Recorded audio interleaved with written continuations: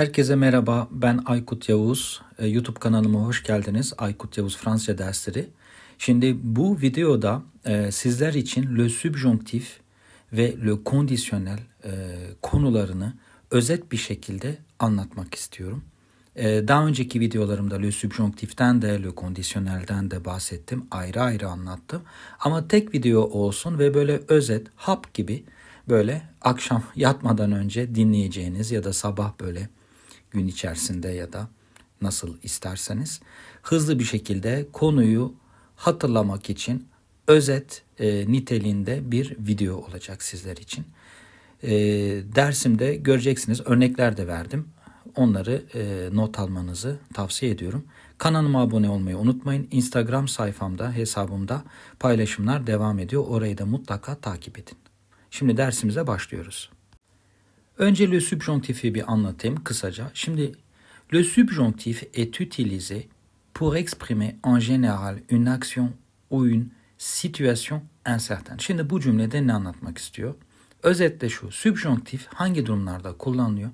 Genellikle yani en général une action yani bir eylem ya da une situation incertaine. Yani gerçekleşmesi muhtemel olmayan yani gerçekleşmesi şüpheli ya da belli olmayan bir eylemi ifade etmek için kullanılıyor le subjonctif. Aynı zamanda şimdi il implique une notion de possibilité yani bir olabilirlik, bir mümkün olasılık olayı da var yani burada olasılık durumu da var. Une action envisagée yani arzu edilen, düşünülen, planlanan bir eylem veya bir hipotez ya da bir varsayım üzerine dayalı veya une action douteuse yani douteuse derken une action douteuse derken yani şüpheli bir eylem olabilir de olmayabilir de un souhait bir arzu, bir istek, bir hayal yapmak istediğiniz bir şey de olabilir. Un désir bir arzu demek. İstediğiniz, yapmayı planladığınız, istediğiniz bir şey ifade etmek için. Un sentiment bir duyguyu veya un ordre yani bir emri de ifade etmek için kullanılıyor.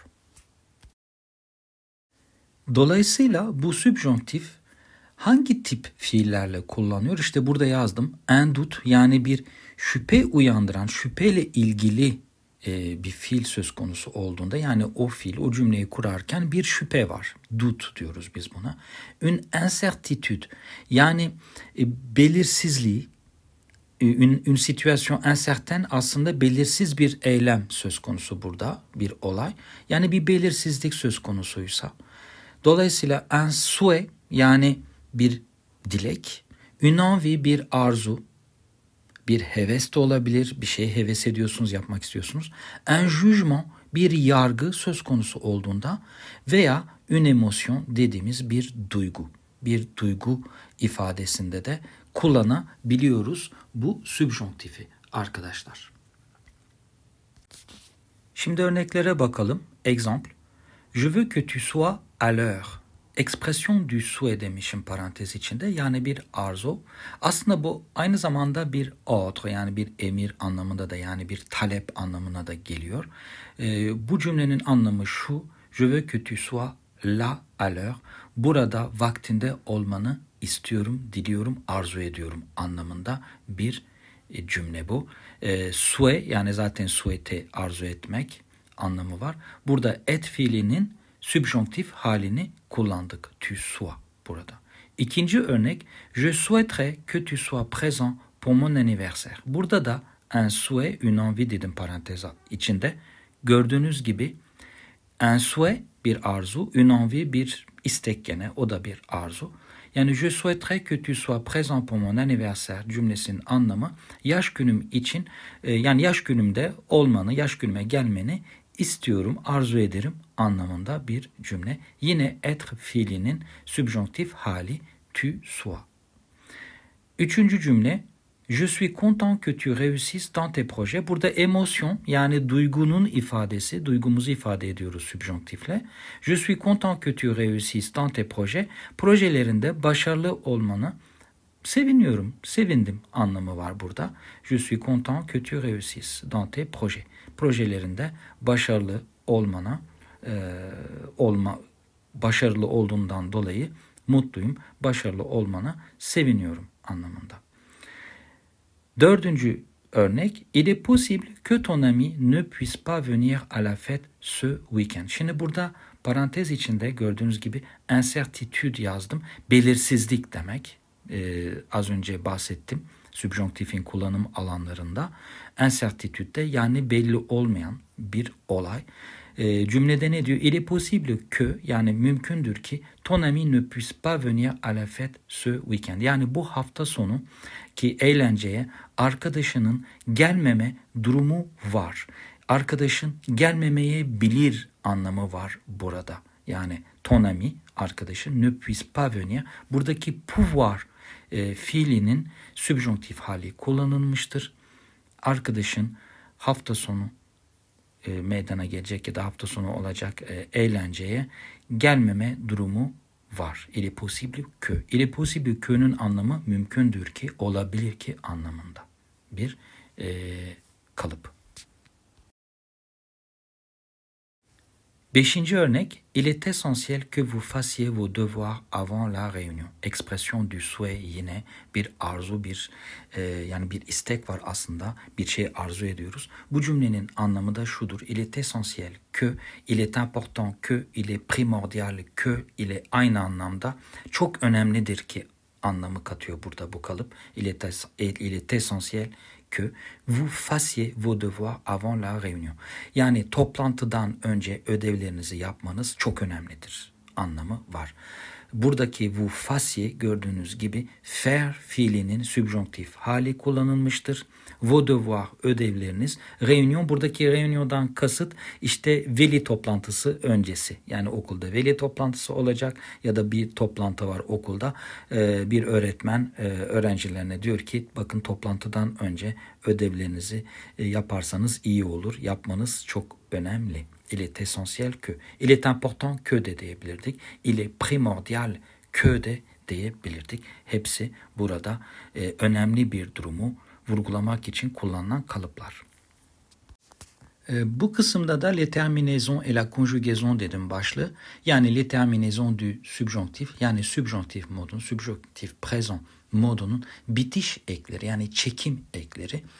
Fark ettiyseniz işte je ile ö şeklinde bitiyor. Tu ile ö, s şeklinde, il, el, on kişi zamirlerine kullanıldığında ö ile bitiyor. Nous için biz yani i, o, n, s, vous, i, ö, z, il, el o pluriel, ö, n, t şeklinde bir bitiş var.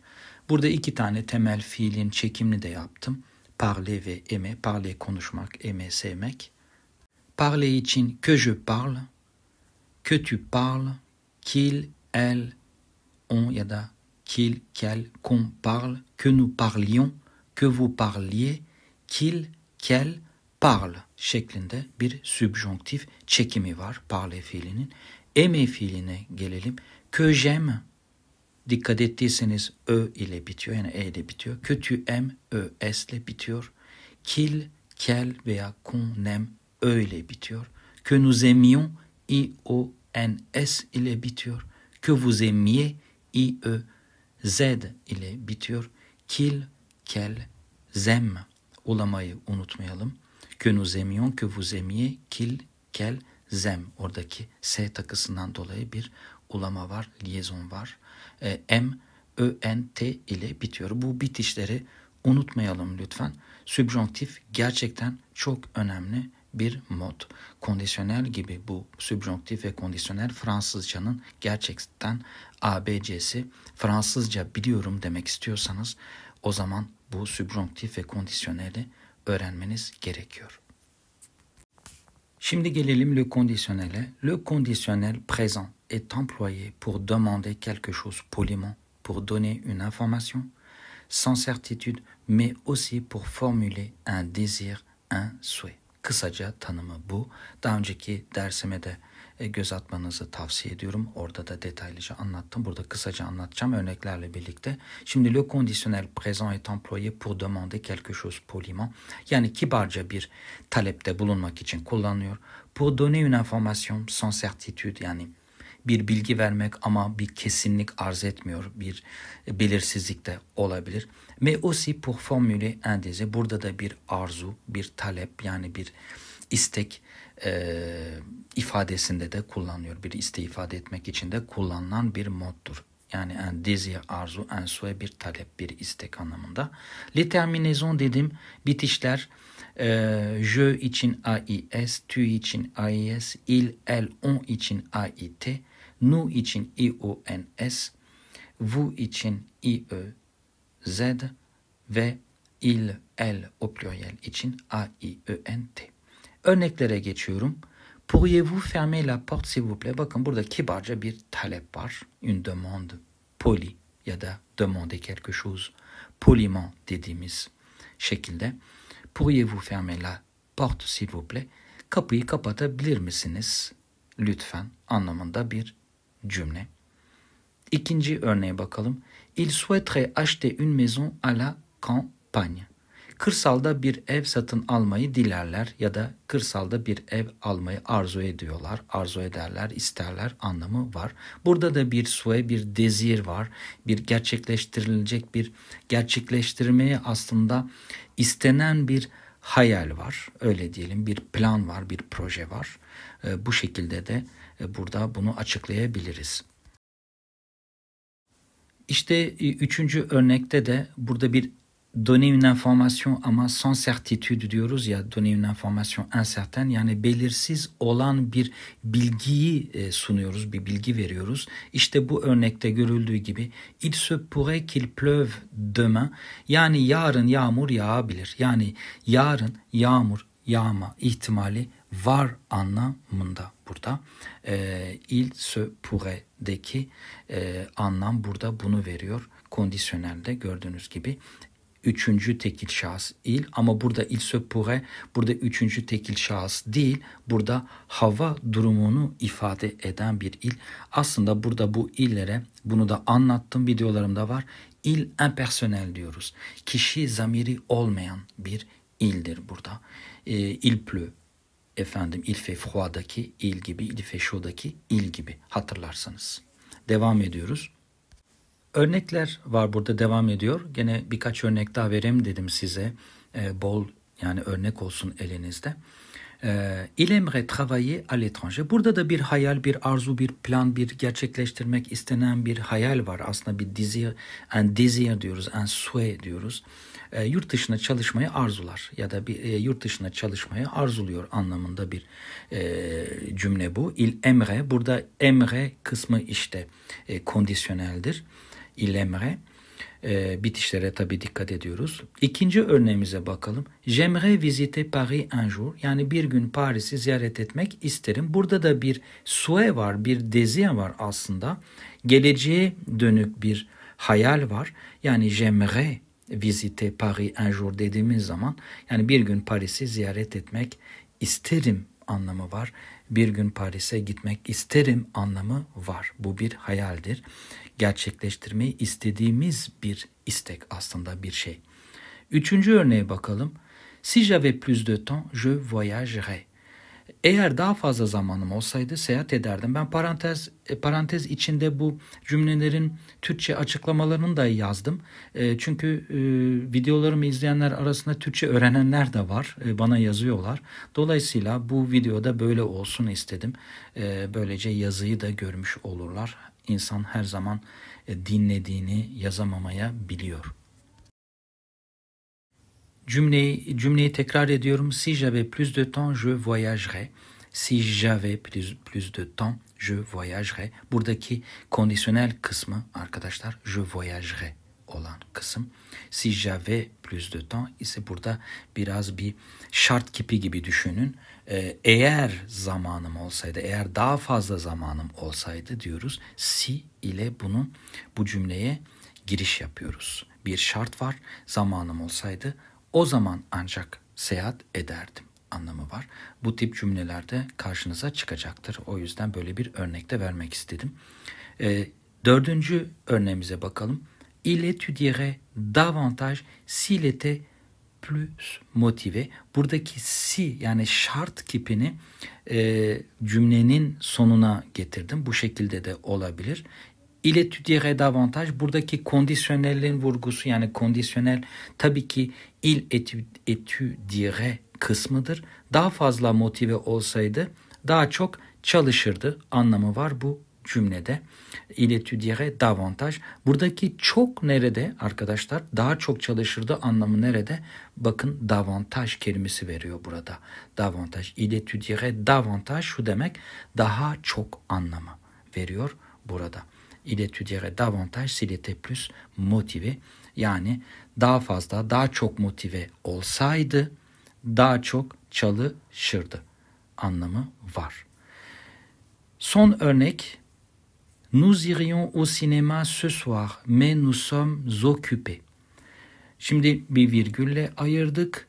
Ne anlamı veriyor burada? Nous irions au cinéma ce soir. Burada kondisyonel nerede arkadaşlar? İşte aller fiilinde yani irion'da verdik. Nous irions au cinéma ce soir. Burada kondisyoneli veren bir cümle. Yani bu akşam sinemaya giderdik anlamı var burada. Şimdi cümleyi toparlıyorum. Nous irions au cinéma ce soir, mais nous sommes occupés. Burada ce soir'dan sonra bir virgül koydum. Sonra mais dedim fakat meşgulüz ama meşgulüz. Yani gidemiyoruz anlamı var. Çünkü meşgulüz aslında. Nous irions au cinéma ce soir. Bu akşam sinemaya giderdik ama gidemiyoruz anlamı var. Sonra mais nous sommes occupés. Ama meşgulüz. Aslında meşgul olduğumuz için sinemaya gidemiyoruz anlamı da var tabii ki bu cümlede. Ama ben bunu bu şekilde formüle ettim. Yani kondisyonel burada nous irions, aller fiilinde kondisyoneli orada verdim cümlenin ilk kısmında. Ce soir'dan sonra virgül koydum. Mais nous sommes occupés dedim ama meşgulüz dedim. Burada parantez içinde zaten Türkçe karşılıklarını yazdım. Fark ettiyseniz bu akşam sinemaya giderdik ama meşgulüz fakat meşgulüz. Evet. Bu cümle, bu örneklerde ilk örnekte il aimerait kondisyonel, j'aimerais ikinci örnekte kondisyonel, üçüncü örnekte je voyagerais kondisyonel, dördüncü örnekte il étudierait kondisyonel, beşinci örneğimizde de nous irions kondisyonel. O nedenle dikkat edelim, bitişlere de dikkat edelim. Evet, bu videoda benim anlatacaklarım bu kadar. Teşekkür ediyorum dinlediğiniz için sonuna kadar. Bir özet oldu. Hızlı bir şekilde örneklerle birlikte bu subjonktif ve kondisyonel modlarını hatırlamanız, unutmamanız için. Çünkü gerçekten çok çok çok önemli. Lütfen tekrar edin. Önceki videoları da ayrı ayrı anlattığım, kondisyoneli ve subjonktifi ayrı ayrı anlattığım videoları da bence tekrar izlemenizi tavsiye ediyorum. Bence izleyin. Ben hani tavsiye ediyorsam boşuna tavsiye etmiyorum. Bana güvenin. Eğer bir şeyi bakın bu videoyu izleyin diyorsam, Instagram'da paylaşıyorsam bakın bu videoyu izlemediyseniz izleyin veya tekrar edin diyorsam bir bildiğim vardır. O yüzden bana güvenin lütfen. Kanalıma abone olmayı unutmayın. Çevrenizde paylaşmayı unutmayın. Videoyu beğendiyseniz, faydalı bulduysanız like yapmayı da unutmayın. Takipte kalın. Bir sonraki dersimizde görüşmek üzere. Kendinize iyi bakın.